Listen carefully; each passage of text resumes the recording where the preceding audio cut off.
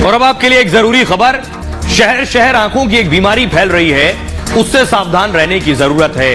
आंखें अपने आप लाल हो रही। ग्राफिक्स प्ले कीजिए प्लीज। उसके बारे में आपको बताऊं कि दिल्ली समेत कई शहरों में एक नई आफत आ गई है। स्कूली बच्चों और युवाओं में आंख की यह बीमारी फैल रही है। हरियाणा, उत्तर प्रदेश और मध्य प्रदेश में आई फ्लू के मरीज तेजी से बढ़ रहे हैं। जहां तेज बारिश और बाढ़ आई है, वहां यह बीमारी ज्यादा है। मौसम में नमी और उमस से कंजंक्टिवाइटिस संक्रमण बढ़ गया है और पीड़ित व्यक्ति के संपर्क में आने से आई फ्लू बढ़ता है।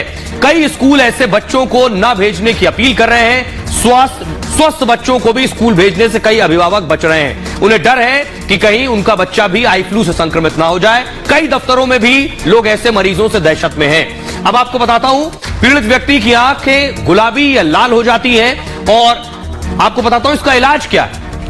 अगर आपको इस तरह की तकलीफ है तो आंखों को छुएं या रगड़ें बिल्कुल नहीं। साबुन या गर्म पानी से हाथ धोते रहें। अपने साफ पानी से 3 से 4 बार हाथ धोएं। फ्लू होने पर आंखों में काला चश्मा पहने और मोबाइल और टीवी से दूरी बनाए रखें। परिवार के लोगों से भी आइसोलेशन में रखें और अपनी तौलिया और रुमाल को भी अलग कर लें। लेंस लगाते हैं तो सोने से पहले उसे जरूर हटा दें। पीड़ित व्यक्ति से आई कांटेक्ट न रखें। डॉक्टर की सलाह पर ही दवा लें। बच्चों को ज्यादा सावधानी बरतने की जरूरत है। बच्चों के स्कूल बैग में सैनिटाइजर जरूर रखें। कंजंक्टिवाइटिस होने पर यदि धुंधला दिखाई दे रहा है तो तुरंत आई स्पेशलिस्ट, नेत्र विशेषज्ञ डॉक्टर को दिखाएं। बहरहाल ये भारत की बात है, मैं इतना ही। आप अपना और अपनों का बहुत बहुत ख्याल रखिए। रुकराई में सुरक्षा बढ़ा दी गई है। उसके बाद से अगली तस्वीर दिखाइए। इस मामले में सुप्रीम कोर्ट ने भी हस्तक्षेप किया है। एक्शन में मोदी सरकार है। मणिपुर के गुनाहगारों को बख्शा नहीं जाएगा। मणिपुर में सीबीआई ने कार्रवाई शुरू कर दी है। सीबीआई इस मामले को नजदीक से हैंडल कर रही है क्योंकि इस मामले के बाद पूरे देश में उबाल था। देखिए जरा, एक्शन में मोदी सरकार। मणिपुर में दंगाइयों की अब खैर नहीं। मणिपुर हिंसा पर सरकार और सख्त हो गई है। महिलाओं से बर्बरता की जांच सीबीआई को सौंप दी गई। अब सीबीआई इस जांच को पूरा करेगी। इस बीच मणिपुर में सीबीआई फुल एक्शन में है। मणिपुर में कई मामलों की जांच सीबीआई कर रही है। अब तक हिंसा केस में 10 से ज्यादा गिरफ्तारियां हुई हैं। 6 एफआईआर दर्ज की है सीबीआई ने हिंसा मामले में। 9 जून को सीबीआई ने एसआईटी गठित कर 6 एफआईआर दर्ज की थी। मणिपुर हिंसा के मामलों का ट्रायल भी अब मणिपुर में नहीं, राज्य से बाहर होगा। असम की अदालत में इस पर सुनवाई होगी। इधर सरकार अपने लेवल पर भी एक्टिव है। गृह मंत्री अमित शाह ने मणिपुर के लोगों से बात की। उन्होंने कुकी और मैतेई के टॉप लीडर्स से बात की है। इससे पहले अमित शाह खुद इम्फाल का दौरा कर चुके हैं।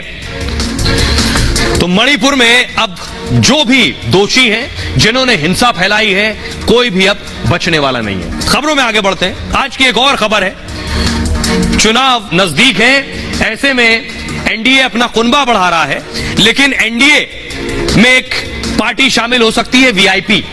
वीआईपी ने अपना गोल्डन रथ तैयार कर लिया है। पहली बार आप देखेंगे ऐसा रथ चुनाव प्रचार के लिए। मुकेश साहनी का गोल्डन रथ। बिहार में एनडीए ने अपनी चुनावी बिसात बिछा दी है। बिहार एनडीए में बीजेपी समेत कुल 5 दल, 2 के शामिल होने का इंतजार है। इनमें एक है वीआईपी यानी विकासशील इंसान पार्टी और दूसरा है शोषित दल।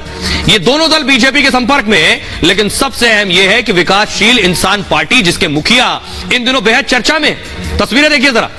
विकासशील इंसान पार्टी के मुखिया मुकेश सहनी ने अपना दमखम दिखाने के लिए बुधवार को पटना से संकल्प यात्रा की शुरुआत की है। सहनी ने अपनी संकल्प यात्रा आलीशान रथ में शुरू की है, जिसे एक बस को सजाकर बनाया गया है और जिस पर 4 करोड़ का खर्च आया। इस बस की खूबसूरती देखने लायक है। इसके अंदर अतिथि कक्ष, शयन कक्ष, बाथरूम, ड्रेसिंग टेबल, अलमीरा के साथ साथ हर तरह की सुविधाएं। लेकिन सबसे खास यह है कि पूरे बस में 18 कैरेट गोल्ड का प्लेट लगाया गया।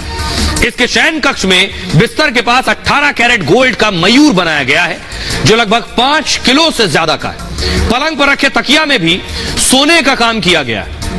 इसके अलावा इसमें मार्बल मधुबनी पेंटिंग को करीने से लगाया गया है। इसमें बैठने के लिए शेर के मुंह जैसे सिंहासन भी बनवाए गए। शेर का आकृति भी सोने की है। यहां तक कि ड्रेसिंग टेबल में भी गोल्ड प्लेटेड है। मुकेश सहनी का दावा यह है कि उनका यह आलीशान रथ किसी भी पार्टी के अब तक के रथ से सबसे ज्यादा खूबसूरत और महंगा है। सहनी के मुताबिक रथ में बने सिंहासन का मकसद यह दिखाना है कि सिंहासन पर सिर्फ राजा का बेटा ही नहीं, बल्कि निषाद समाज का बेटा भी बैठने का हकदार है। मुकेश सहनी निषाद समाज से ही आते हैं। उनका वोट बैंक भी निषाद समाज ही है।